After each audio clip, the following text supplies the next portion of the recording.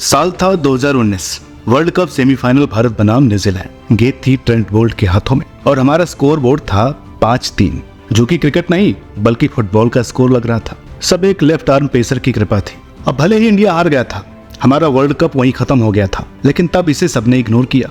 फिर आया 2021 का T20 वर्ल्ड कप, भारत बनाम पाकिस्तान, जहां शाहीन ने हमारे टॉप 3 को हिलाकर रख दिया। तब सबने कहा कि यार ये तो बड़ी सीरियस प्रॉब्लम आ गई इंडियन टीम में। और जब एशिया कप में पाकिस्तान के खिलाफ मैच में रोहित कोहली को एक बार फिर left arm pacer Shaheen Afridi ने आउट कर दिया, तो सब सोचने लगे कि पिछले 4-5 साल से हम लेफ्ट आर्म पेसर के सामने बड़े कमजोर पड़ जाते हैं। ये हमारी सबसे बड़ी कमजोरी है। लेकिन सच कहूँ तो ये कमजोरी कोई आजकल की या 4-6 साल पुरानी नहीं है। ये जेनेटिक डिसऑर्डर है जो कि लगभग 3.5 दशक से पीढ़ी दर पीढ़ी हमारे टॉप ऑर्डर के पास होता चला आ रहा है। लेकिन इसका कोई सॉल्यूशन आज तक कोई समझ नहीं पाया, ना ही किसी को इसका रीजन पता चलता। यकीन नहीं होता ना?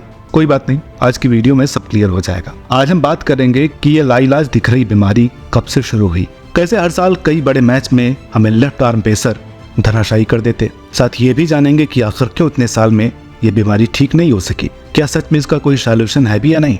तो साल था 1992, वर्ल्ड कप का ग्रुप स्टेज, जहाँ इंडिया पाकिस्तान के बीच मुकाबला चल रहा था। हम पहले बैटिंग कर रहे थे। सामने पाकिस्तान के लेफ्ट आर्म पेसर वसीम अकरम नई बॉल से हम पर धावा बोल रहे थे। हमारे ओपनर्स थे डेब्यूटेंट अजय जडेजा और कृष्णमाचार्य श्रीकांत। अब श्रीकांत बाबू की फ्री फ्लोइंग गेम हम सब जानते ही हैं। वो दबकर नहीं बल्कि दबाकर तड़ी देकर खेलने वाले प्लेयर थे, जो कि फेयरलेस ओपनिंग के लिए मशहूर थे।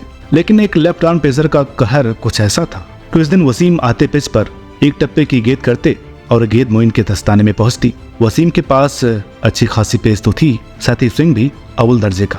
बस ऐसा लग रहा था कि यही दोनों खेल रहे थे। बीच में बैट्समैन तो बस बैट किसी तरह टच करने की कोशिश में लगा था। आलम कुछ ऐसा रहा कि चीका 39 बॉल में महज 5 रन ही बना पाए। अजय जडेजा भी वसीम के आगे कोई खास रन नहीं बना सके। आगे कई वर्षों तक वसीम अकरम ने हमारी नाक में दम कर रखा था। ये बात यहीं खत्म नहीं हुई।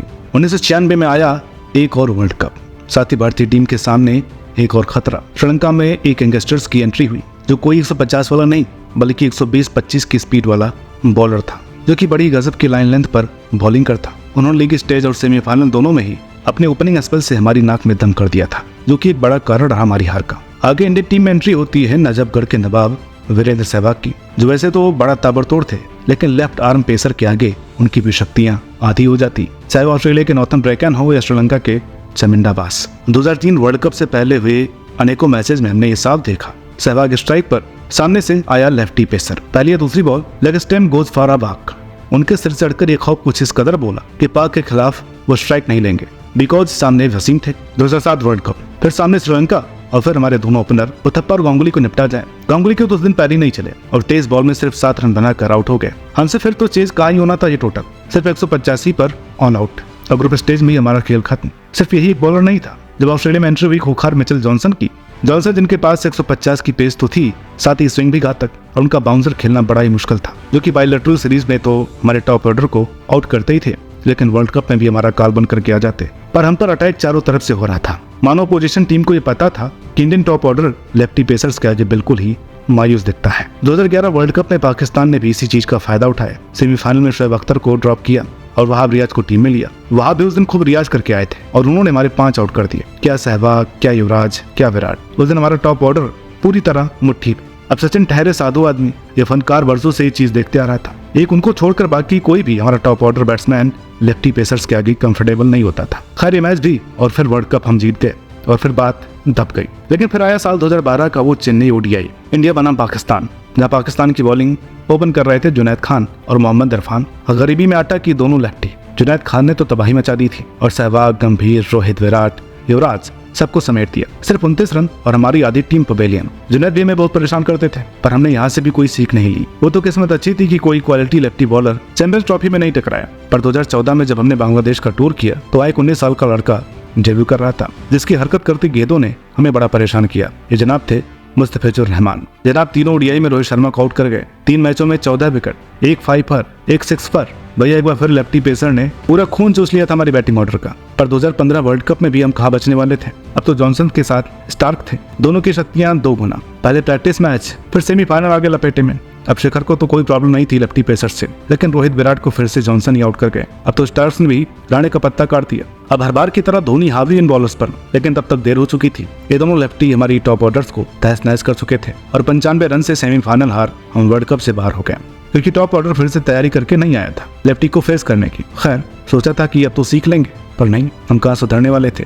अब 2016 के एशिया कप हो या T20 वर्ल्ड कप, आज भी अगर रिसर्च करेंगे तो साफ साफ पता चल जाएगा कि इंडिया पाकिस्तान के मैच में क्यों मोहम्मद आमिर का खत ऊंचा था, क्योंकि रोहित ने लेफ्ट आर्म पेसर को खेलने के लिए अभी भी तैयारी नहीं की थी। यही चीज चली 2017 चैंपियंस ट्रॉफी फाइनल में, जहाँ रोहित को सिर्फ तीसरे ही बॉल पर आमिर ने LBW कर दिया। विराट भी कुछ नहीं कर पाए और शिखर को भी आमिर की आग उगलती गेंदों ने आउट कर दिया। हम 180 रनों से फाइनल हार गए, क्योंकि हमारा टॉप ऑर्डर एक बार फिर लेफ्ट आर्म पेसर के आगे ओपनिंग स्पेल में आउट हो गया। फिर आया 2019 का वर्ल्ड कप। रोहित पूरा ग्रुप स्टेज में धुआं कर रहे थे। सोचा था अब तो कोई प्रॉब्लम नहीं, 5 शतक जड़कर वो 1 शतक राज कर रहे थे। लेकिन तभी आए सेमीफाइनल न्यूजीलैंड के खिलाफ, सामने थे ट्रेंट बोल्ट। अरे यार, फिर वही नाइटमेयर।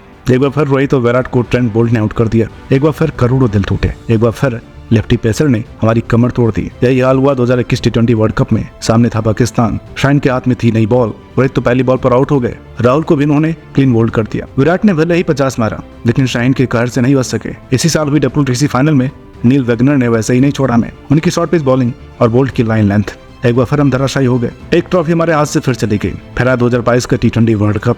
साउथ अफ्रीका के सामने जब KL राहुल ने वेन पॉर्नेल का मेडन ओवर खेला तो उनकी नीयत साफ हो गई थी कि हमारा टॉप ऑर्डर लेफ्टी पेसर से अभी भी डर कर ही खेलेगा, हम सुधरेंगे नहीं। 2022 में ही हमने इंग्लैंड का टूर किया था, याद होगा आपको।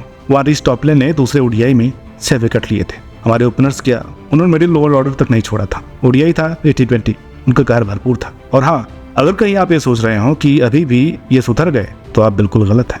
एशिया कप चल रहा है ना, और आपने इस मुकाबले में साफ साफ देख लिया। जहाँ शाहीन ने विराट और रोहित को तो बोल्ड मारा ही, बल्कि 4 विकेट लेकर हमारी दिशा सब बिगाड़ दी। अब आपने खुद देख ही लिया है कि हम हर जगह लेफ्ट आर्म पेसर के सामने ही फंसते हैं, चाहे फॉर्मेट कोई भी हो, वर्ल्ड कप कोई भी हो। लेकिन ये कोच क्या करने के लिए इस टीम में, हमें समझ में नहीं आ रहा। माना लेफ्ट आर्म पेसर का एंगल होता है मुश्किल, लेकिन पूरी दुनिया भी तो खेल रही है, तो हम क्यों नहीं सुधरते हैं। देखिए, गलती सुधारने के लिए सबसे पहले तो अपनी कमी माननी पड़ती है और फिर उसका इलाज कराना पड़ता है। सिर्फ बीमारी कहने से बीमारी का इलाज नहीं होगा, बीमारी की दवाई भी लेनी पड़ेगी। हमारे पास खुद का सिर्फ एक लेफ्ट आर्म पेसर था, जिसे लीजेंड कहा जाए, वो थे जहीर खान।